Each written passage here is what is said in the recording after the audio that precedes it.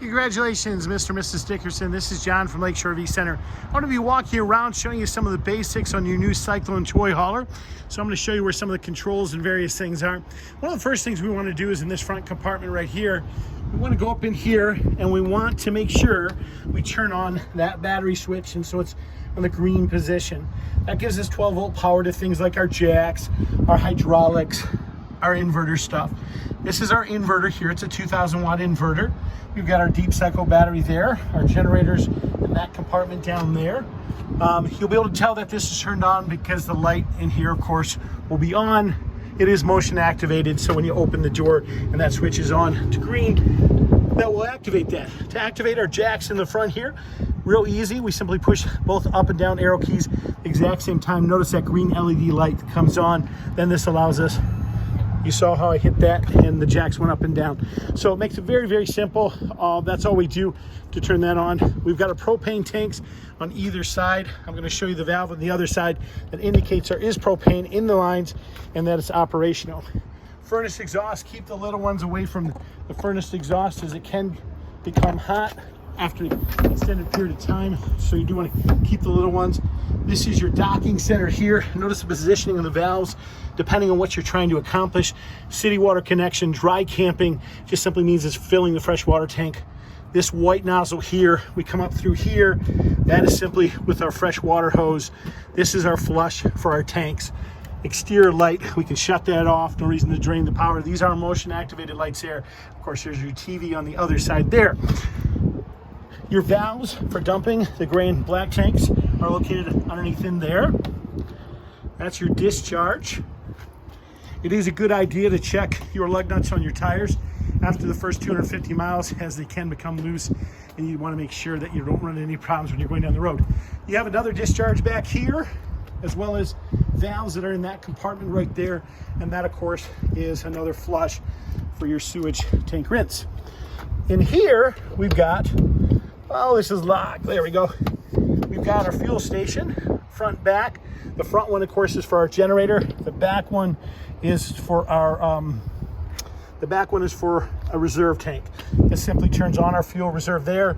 This is where we hook our 25-foot 50-amp power cord up to there. Our exterior ladder, all you have to simply do is pull the pins, pull forward, and the ladder will swing into place. It is rated at 250 pounds, so good to keep in mind. Anybody weighing more than that should not be on the ladder. To let your door down, pull these out, twist them. The door will swing down with the cables attached into a horizontal position. That is what you do to leave it in the patio position.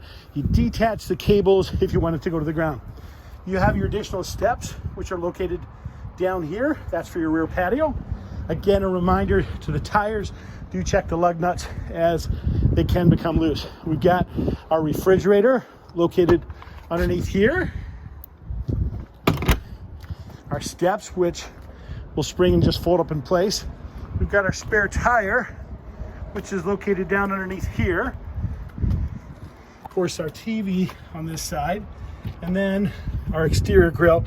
There is a quick connect right down there that has to be connected for you to have propane running through those lines. Speaking of propane, over here on this side, we've got a second tank. Notice a little green valve there. That's what I was talking about earlier. That indicates there is propane running through the lines. Righty-tighty shuts off the tanks, lefty-loosey opens those out. Whichever direction the valve is flipped is the tank it's drawing from. Green does indicate that there is propane running through the lines. One of the first things you want to do when you want this slide out to come out is you do use this button right here. That's your primary slide it out. So then we can walk inside the camper and activate some of the other components and the other slides. Let's walk into here. Absolutely beautiful unit. This is our main docking center right here. Most things are controlled from this keypad right here. A menu, we can scroll up and down, like our front bedroom slide, front lights, our water pumps, furnace, hot water heater, different things like that. This is our secondary slide right there, and our other slide is controlled from here for our bedroom slide. Overhead lights, to turn those on with these switches. This is your power inverter to power that up. That just simply lets you know that the solar panels on the roof are doing their job and keeping that charged. When you want your air conditioning, this is We control that from here. Little snowflake indicates our air conditioning, and then we set for the desired temperature. Push again, that's our furnace. Use the arrow keys to regulate our desired temperature, and push it again just to shut all that off. You heard that kicking on there real quick.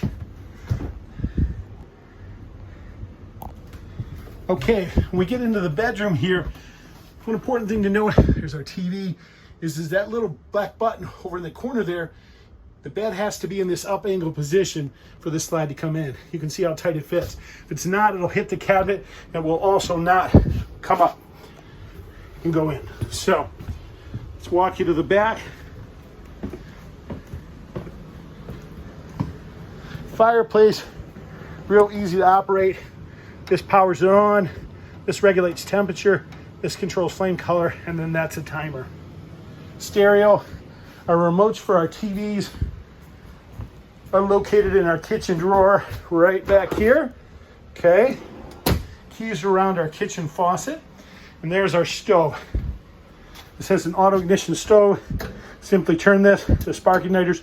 When you push it in, they'll spark, and that will ignite that. Overhead fans and lights.